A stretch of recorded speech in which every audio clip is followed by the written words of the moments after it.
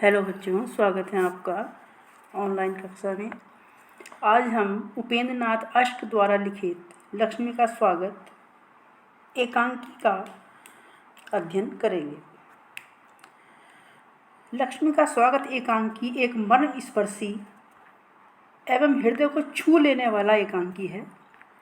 इस एकांकी की कथावस्तु पारिवारिक होते हुए भी जो हमारे समाज में दूषित सामाजिक मान्यताएं हैं उनकी ओर संकेत करती है। आज के मानव की धन की लालसा, स्वार्थ भावना, हृदयहीनता और कठोरता का भी ये यथार्थ रूप प्रस्तुत करती है।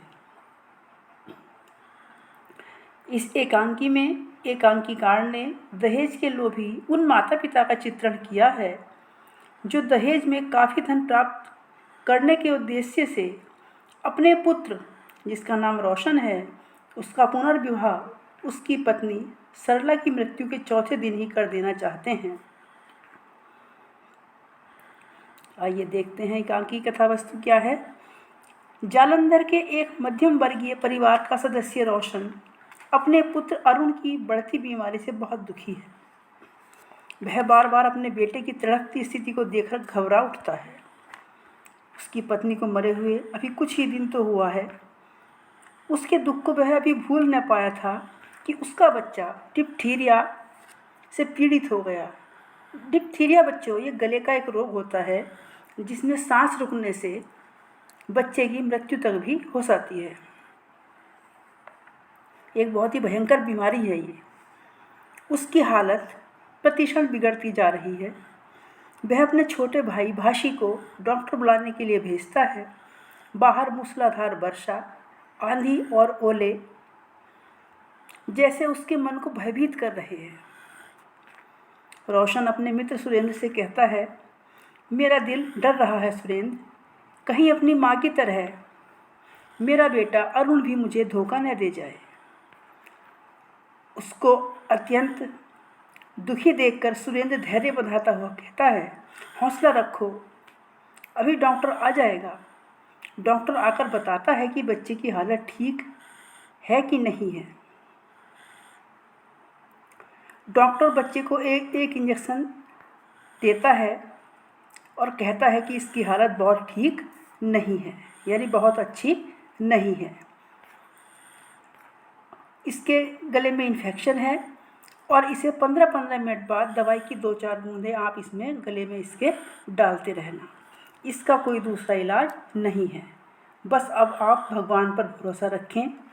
उधर माँ, जो रोशन की माँ है, वो भासी जो रोशन का छोटा भाई है, उसे दरवाजे पर देखने के लिए कहती है। तो भाशी पूछता है, वहाँ कौन है?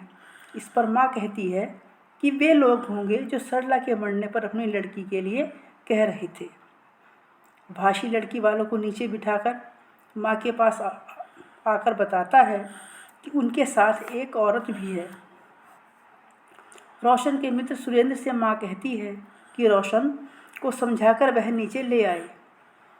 रोशन पुत्र प्रेम में पागल सा हो गया है। वह माँ से क्रोध में भरकर कहता है, उनसे कहो जहाँ से आए हैं वहीं चले जाएं। मैं नहीं जानता मैं पागल हूँ या आप पागल हैं। बस आपको शादी, क्या शादी ही सब दुनिया में सब कुछ है? घर में बच्चा मर रहा है और तुम्हें शादी पड़ी है। इतना होने पर भी रोशन के पिता शगुन लेने को तैयार हैं। उन्होंने पता लगा लिया कि सियालकोट में जो लड़की वाले हैं उनकी सियालकोट में बड़ी भारी फर्म है और इनके यहाँ रोज़ हज़ारों का लेन देन होता है। वो रोशन का शगुन ले लेते हैं और रोशन की माँ को बधाई देने के लिए आते हैं। इसी समय अरुण की मौत हो जाती है। रोशन चिढ़कर कहता है, हाँ नाचो गाओ, खुशियाँ मनाओ।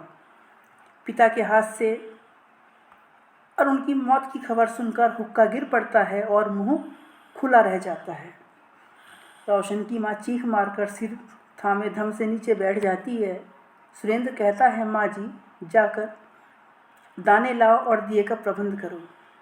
यहीं पर हमारा जो ये एकांकी है लक्ष्मी का स्वागत समाप्त हो जाता है। लक्ष्मी का स्वागत एकांकी का जो कथानक बच्चों बहुत ही संवेदनशील और भाव विभोर करने वाला है, क्योंकि लेखक ने सामाजिक रीति नीति के जो मूल में छुपी हुई मानव की निष्ठुरता है और हृदयहीनता है उसी को वाणी दी है। धन्यवाद।